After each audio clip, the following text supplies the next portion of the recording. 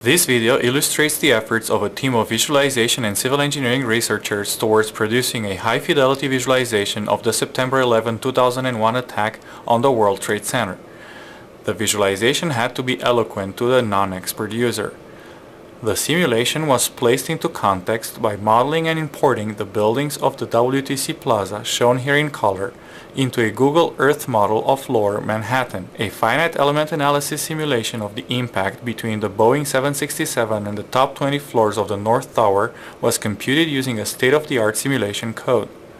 Then, the simulation results were imported into a state-of-the-art animation system where the visualization was produced. The simulation tracked the impact over 3/4 of a second real time. This sequence is 13 times slower than real time. All the animated geometry seen here was created automatically from the simulation output data.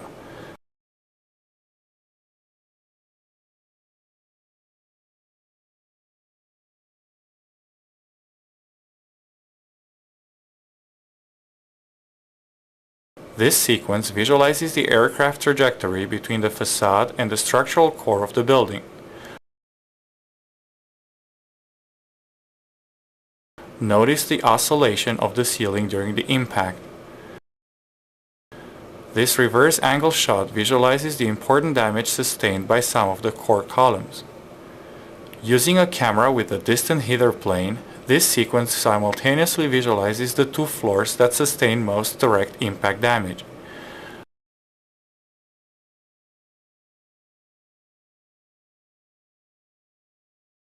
Notice the right engine titanium shaft, which traverses the building virtually intact.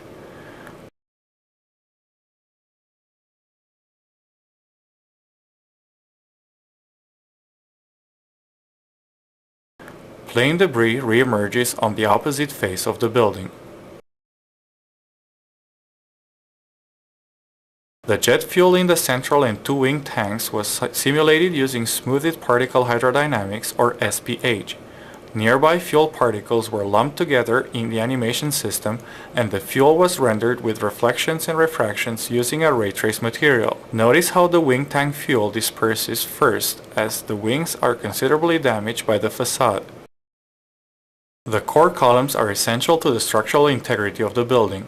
This sequence visualizes the damage to the core columns and to their connecting horizontal beams by rendering all other entities with transparent materials.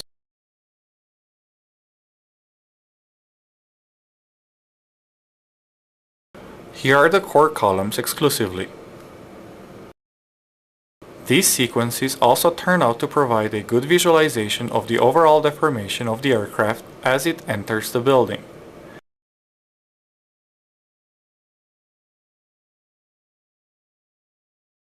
The simulation did not consider the effects of the explosion and of the ensuing fire.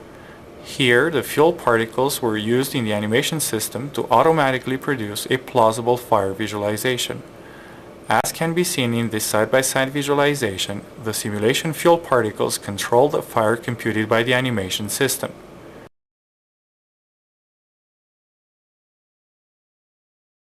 Elements that undergo excessive stress are eliminated from the computation by the FEA simulation code.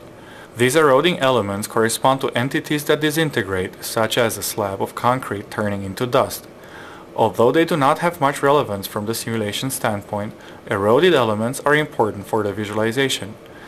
Eroded elements are used in the animation system to automatically create and control visual effects such as dust and glass shards.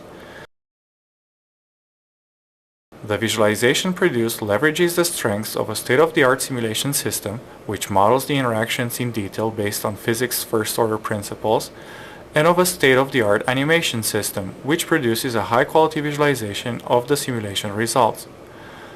This was made possible by developing a scalable translator that automatically converts the simulation output data into an animation scene.